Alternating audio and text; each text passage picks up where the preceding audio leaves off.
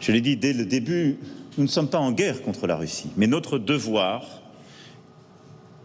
est de rendre leur victoire impossible. Ce que vous venez d'entendre est une déclaration de guerre très peu voileux du président français.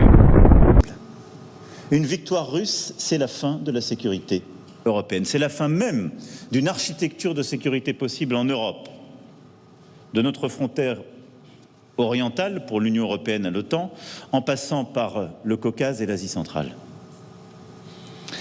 C'est pourquoi nous continuerons à aider les Ukrainiens. Nous le ferons de manière pragmatique et concrète, en poursuivant les formations, en les équipant dans tous les domaines qui leur sont essentiels, l'artillerie, la défense sol-air et les frappes à distance. Nous le ferons en innovant aussi pour répondre aux défis posés par l'emploi massif de drones. Pour cela, la France a un rendez-vous avec son industrie de défense. Une industrie en mode économie de guerre, pas un slogan, non, mais une capacité de production plus rapide et plus forte, j'y reviendrai. Effectivement, les armes françaises tuent les Russes depuis le début du conflit russo-ukrainien. Et concernant ces nouveaux armes évoquées par le président français, voici un aperçu.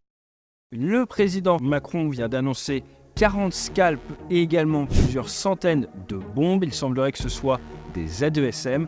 Dans cette vidéo, très rapidement, je vais vous présenter ces armements en me focalisant sur l'A2SM. Si vous suivez la chaîne, je suis sûr que vous commencez à bien maîtriser le scalp. Nous allons commencer avec le scalp, qui veut dire un système de croisière autonome à longue portée, scalp EG pour un emploi général. Vous êtes sur une munition qui a été réfléchie dans les années 90 et qui a pour objectif d'amener une charge militaire qui va bien pénétrer de l'ordre de 450 kg à 300 à 500 km de l'aéronef tireur. Vous êtes sur une faible surface équivalente radar, c'est donc un missile qui est difficile à détecter, qui va pouvoir faire des manœuvres à très basse altitude et qui va, si besoin, remonter en phase finale pour venir emmagasiner un maximum d'énergie cinétique pour bien effectuer son effet militaire, ce pourquoi il a été programmé. Car il faut programmer en amont ces missiles et ça prend plusieurs heures. 500 furent commandés en janvier 98. Le premier tir en France fut effectué par un Mirage 2000N qui avait vocation également à tirer l'arme nucléaire française. C'était en décembre 2000. Derrière, il a été intégré ce missile sur Mirage 2000D, d'attaque au sol, et sur le Rafale, qui fait maintenant tout type de mission pour la France. 400 étaient prévus d'être rénovés par la loi de programmation 2014-2019. Il y a eu un freinage au niveau des dépenses, ça parlait d'une centaine et in fine, il y a eu une mise à jour avec les Britanniques qui utilisent le Storm Shadow, la version britannique, et nous ne savons pas exactement combien de missiles furent mis à jour. Ce que l'on sait en source ouverte, c'est qu'une centaine de missiles ont été tirés, que ce soit en Libye ou au Levant, que vous êtes sur un taux de succès au-dessus des 90% pour des A2SM. Vous avez un kit de guidage à l'avant, mais à l'arrière, propulseur. Et ce propulseur va bien booster votre munition et augmenter comme ça énormément la portée de votre armement qui, dans le cadre d'une GBU et de quelques kilomètres, dans le cadre de l'A2SM, permet d'aller taper en profondeur chez l'adversaire sans pour autant prendre de risques pour l'avion tireur. En termes de tarifs, forcément ça n'a rien à voir avec une GBU classique avec un kit PV2, vous êtes au-dessus des 170 000 € par pièce. Comme je vous l'ai dit, vous installez cela sur un corps de bombe de 250, 500 kg, 1 tonne, rajoutez à peu près une petite centaine de kilos pour ce kit, et vous avez 3 versions différentes. Ce que l'on appelle la SBU 38, qui est un guidage inertiel et ou GPS, vous allez mettre les clés GPS pour avoir la précision GPS militaire américain. Vous allez sinon avoir la SBU 64, où là c'est un kit infrarouge en plus de l'inertiel. Ça veut donc dire qu'en amont, donner manger, si je puis dire, au calculateur des images satellites et il va pouvoir, lors de sa phase finale, il arrive par la verticale, ouvrir son œil, regarder et reconnaître la cible avec une précision accrue pour venir taper un pilier de bombe, pour venir taper un bâtiment de manière métrique. En Afrique, les reconfigurations que j'avais décidées en février 2023 ont vu leur nécessité confirmée par le putsch de cet été au Niger. Mais c'est l'occasion pour moi de dire ici que durant 10 ans, nous pouvons être fiers du travail fait par les armées françaises. fiers. Sans la France et l'engagement dès 2013, sans doute ne pourrions-nous pas parler aujourd'hui de Mali, de Niger ou de Burkina Faso, tant la souveraineté et l'unité de ces pays étaient menacées par des califats territoriaux et tout le monde semble l'avoir aujourd'hui oublié. J'ai une gratitude immense pour, d'opération en opération, les générations qui se sont succédées sur ces théâtres d'opération et vos frères d'armes qui ont laissé leur vie. Vous avez bien fait. Nous avons lutté ardemment contre le terrorisme et avec efficacité, mais les enjeux... Pas tout à fait vrai. Voici la vraie histoire. Ce qui a été convenu, la lettre est très claire. Appui aérien et à renseignement. Il n'était pas prévu des militaires français au sol. C'est les soldats maliens qui ont libéré Konna, qui ont libéré Gao, qui ont libéré Tombouctou.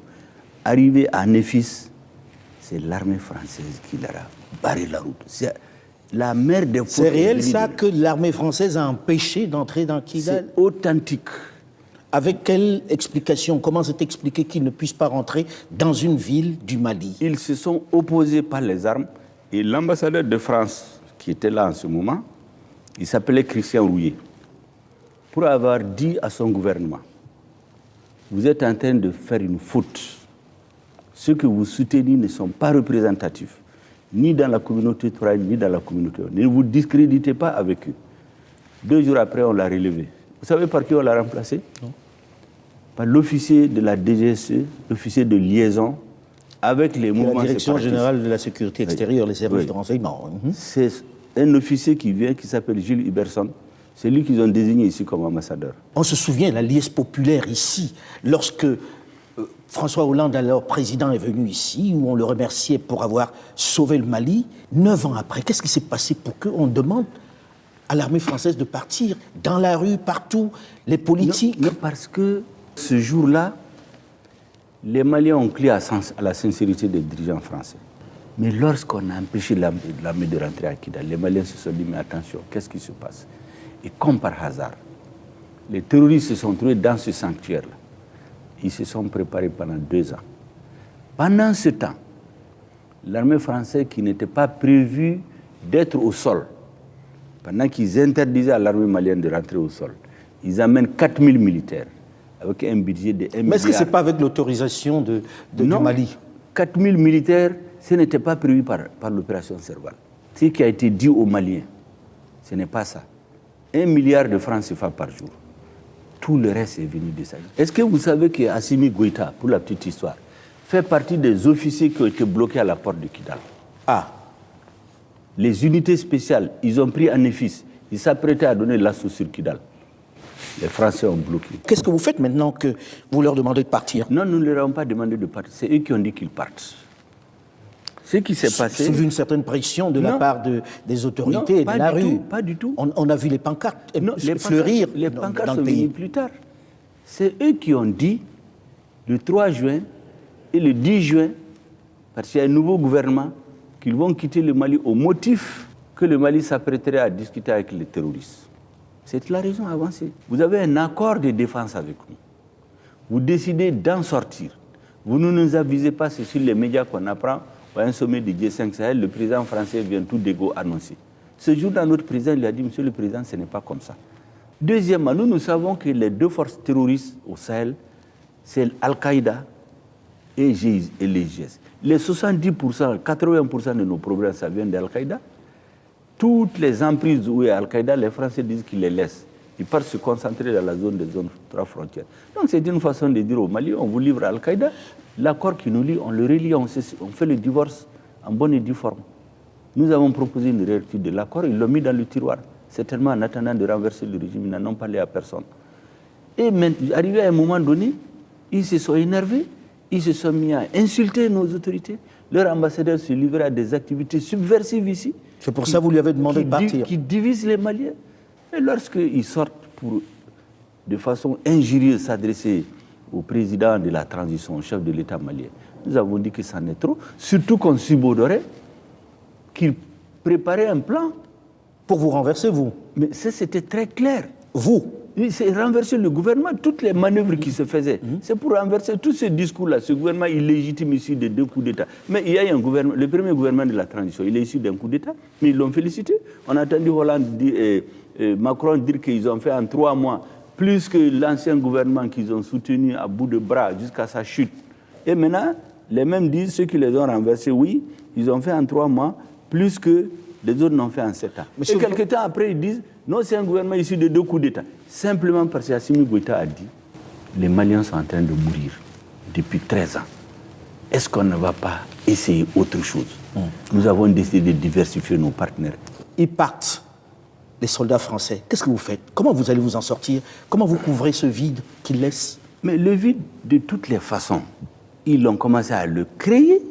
Ils ont quitté les bases de Tessalit, ils ont quitté les bases de Kidal, ils se préparaient à quitter Gao, à Tombouctou, ils ont laissé Gao et Tombouctou. Mais ces bases-là, il fallait qu'on les occupe. Est-ce que vous les occupez aujourd'hui? Nous allons les occuper, nous en avons occupé déjà. Mais il va y avoir une période de vide, là. Mais il n'y a pas de vide. Nous avons déjà occupé ces bases-là, avec les moyens que nous avons. Nous avons la même armée, le leadership a changé, nous nous sommes réorganisés. On dit aux Africains qu'aucun État ne peut vivre sans l'aide extérieure. Ça fait 2 ans. Aucun appui budgétaire à notre État. Et on ne vous a pas versé de l'argent, on ne vous a pas aidé? Personne. Et pendant ces 2 ans, on a tenu les salaires, on a augmenté les salaires, on a équipé l'armée. L'argent vient d'où? Plus que les 30 dernières années réunies. L'argent vient d'où? Ça vient du Mali. Nous avons lutté ardemment contre le terrorisme et avec efficacité, mais les enjeux évoluent dans la région. Nous continuerons à ce titre de protéger nos intérêts, mais nous le ferons d'une manière plus partenariale, plus équilibrée. Nous aurons des armées moins posées, moins exposées, sans exclure des opérations là où elles seront demandées, pensées, envisagées, sans doute de manière plus ponctuelle. Et vos frères d'armes mettent d'ores et déjà en œuvre ces orientations avec détermination, intelligence et efficacité. Sans exclure des opérations là où elles seront demandées, pensées, envisagées,